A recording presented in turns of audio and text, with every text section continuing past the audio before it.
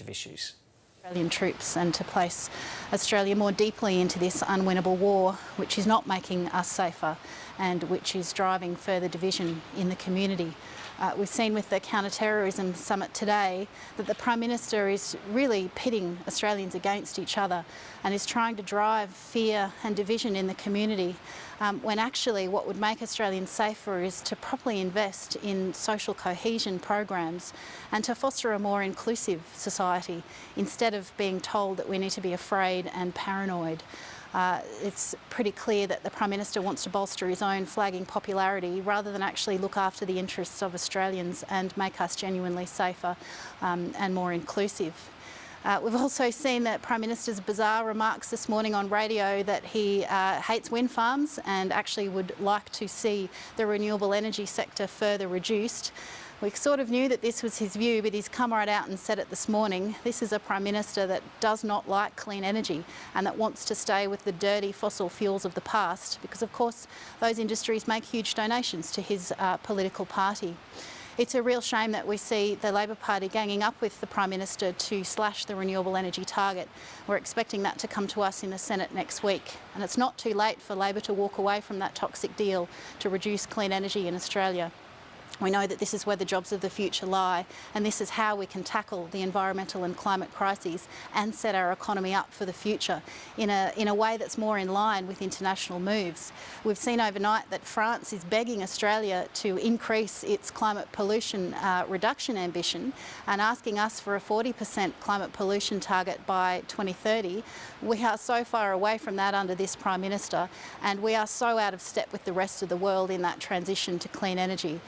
It's really time next week for Labor to walk away from slashing that renewable energy target, and we desperately need some strong climate pollution reduction targets from this government so that Australia doesn't lock us into a more and more dangerous climate future. And I'm just about to head into the Domestic Violence Senate inquiry, which I was really pleased to get multi-partisan support to establish. We've heard throughout the course of that inquiry already that housing affordability is a real barrier to women and children escaping violence, which is why it's so tragic that we've seen the Prime Minister continue to rule out considering negative gearing in the tax review. We know that it adds massively to the housing bubble, and we know that those tax perks disproportionately benefit the wealthy and lock first homeowners out of the market. Now that's all very well for five-house hockey.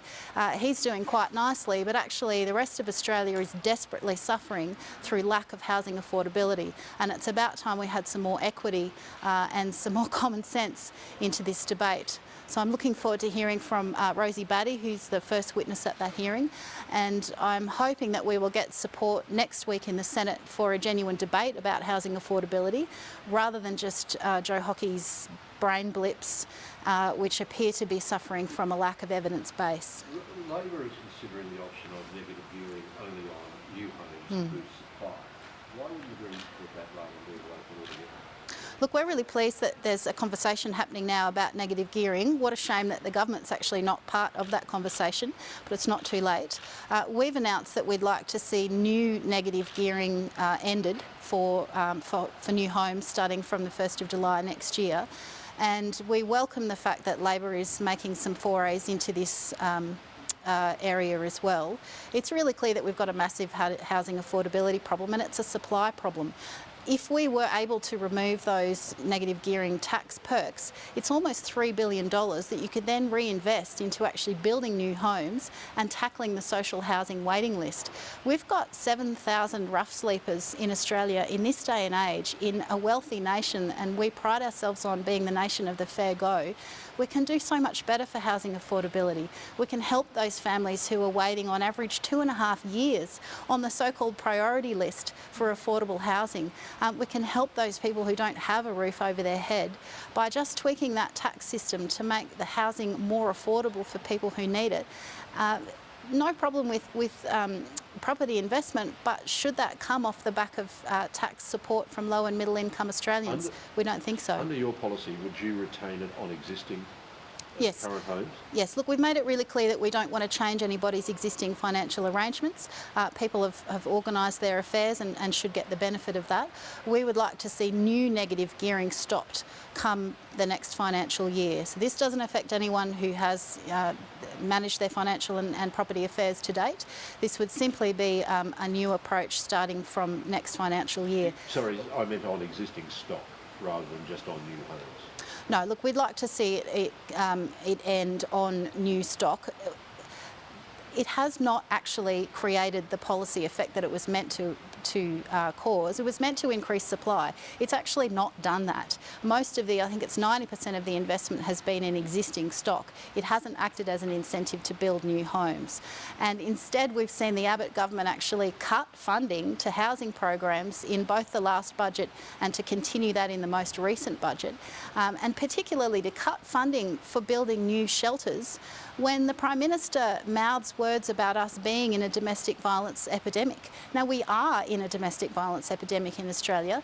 Cutting funding for building shelters is exactly the opposite of what the government should be doing. So in relation to that, pick up on what Blaine was talking about, you mean from July next year, it's not just new houses, it's any property that's then going to be put into a negative gearing circumstance. So it's existing houses and any new houses from next July. Yes, right? that's correct. Okay.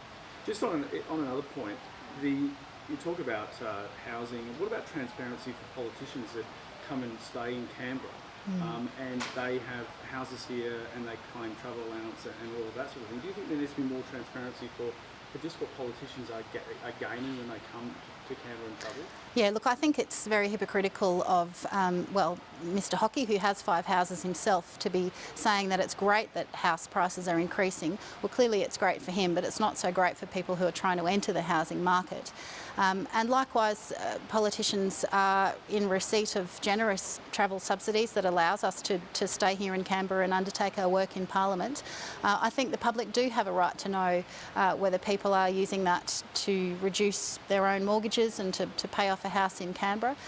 Clearly we need to be able to come here and do our work, but I think increased transparency would help people feel like there was a bit of fairness going around. And certainly when you have members of government who have multiple housing portfolios, they lack credibility when talking about housing affordability. In relation to transparency, do you think Bill Shorten should front the Royal Commission into union corruption when we see in the papers today reports that he was at the helm of a deal to get workers paid either subsidised or companies paying union fees directly to the union?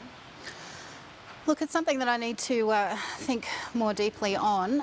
Clearly, Mr Shorten needs to have the opportunity to put his side of the story and to explain his role in whatever those situations might have been. Pretty concerned that the resources of the inquiry have been descending into a bit of a witch hunt. It's clear that this was a politically motivated inquiry in the first place, and Mr Shorten should have the opportunity to put his side of the story and clear his name, and I would welcome him taking the opportunity to do that. Do you think it smacks of a dodgy deal though if companies are paying unions directly and the unions are just using that to boost their own influence in their own Labor Party? Well, look, we Greens have long supported the rights of workers to organise to get better working arrangements and fair pay and fair flexible work. So I'm actually not across the subtleties of the various financial dealings that have gone on. It's clearly something that the inquiry is looking at, and let's hope that they continue to do so in a way that's not just partisan and political. Senator, on negative gearing, the Labor Party is obviously interested in looking at this policy. You want savings to go into housing affordability. Would you consider supporting a policy to remove negative gearing that put its savings back to fix the budget deficit? Look, we have proposed reforming negative gearing with the specific purpose of addressing the housing affordability crisis in this nation, because it is not fair when young people cannot afford to purchase their own home and when they are being totally priced out of the market because of tax benefits that predominantly the wealthy end of Australia are able to access. So we welcome the debate about negative gearing, but the whole point of tackling this is to fix housing unaffordability. We would be cautious to tackle negative gearing and not reinvest in housing supply. That would be a huge missed opportunity. I think if we are going to fix the inequity in the tax system, let's make sure that you're then actually using it to fix the problems that are locking people out of the housing market. What about rental affordability? Why is reducing negative gearing or abolishing it reduce the supply of affordable rental properties, which will affect people fleeing domestic violence, for instance? I'm really glad you raised that, because there seems to be a bit of a disconnect with the facts and the rhetoric. When negative gearing was altered in the mid-80s, rents did not increase, and in fact that's why we need an evidence-based debate about this issue. There's a lot of speculation and a lot of rhetoric floating around. It's perfectly clear that having negative gearing has not made housing more affordable. It has not decreased rents. It is not increasing the stock that's available that would therefore then reduce rents. So I don't buy the spin and the rhetoric. We need actual evidence-based discussions, and that's why we'll be moving in the Senate next week to have a proper debate about this issue and to put some facts on the table. So you're saying the Treasurer's got his facts wrong? I'm saying Treasurer Hockey needs to think more carefully before he makes these statements that are not supported by the facts. Just on clean energy, what do you make of Senator Lanehelm's comments comparing big wind with big tobacco, and do you accept that there could be potential health impacts of wind farms? There is no credible medical or scientific journal that has ever established that wind farms adversely affect health. And in fact, the evidence shows that the misinformation about wind farms damaging health is what's having potential health effects. So it's really important that we don't scare people unnecessarily. Wind farms are not damaging for your health, and they are part of the solution to the clean energy mix that we need to transform our economy and to tackle climate change. I think it's a real shame that the crossbenchers have gotten onto the anti-wind farm bandwagon. We're in a climate crisis, and we need to use all of our clean energy resources in this nation to try and tackle that, to protect the industries that we already have that rely on a healthy climate, to protect our own very way of life, and to set our economy up to be not lagging behind the rest of the world and missing that clean energy boat. So I'm disappointed that the wind farm inquiry is engendering fear in the community needlessly.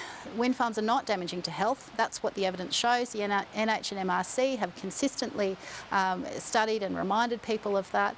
And I think to liken big coal that gets billions of dollars of subsidies by the taxpayer, thanks to this government's decisions, to wind, who are now facing a reduced renewable energy target and being demonised by the government, there is no comparison there. The fossil fuel industry have long been getting billions of dollars of support from the taxpayer. Wind industry has not, and now next week this parliament looks set to cut the renewable energy target even more, right when the climate science is saying that we need to move towards clean energy and to help Australia's economy by doing that. Are you concerned that the Prime Minister's comments this morning could affect investment, even though we have this legislation going through? Look, it was very interesting this morning that the Prime Minister revealed that he's not happy with cutting the RET just to 33,000 gigawatt hours. He signalled that he actually wants to reduce it even more. Now, this is the guy that's held out that he's trying to cut the RET to give certainty. Well, in fact, he's made it clear that he doesn't want the industry to exist at all. He's probably the only Australian that doesn't like clean energy, and he needs to really have a bit of a listen to the scientists and the community and see the opportunity here for Australia. I think it's really we'll leave that there for the moment. That's the Greens acting leader Larissa Waters at Parliament House in Canberra.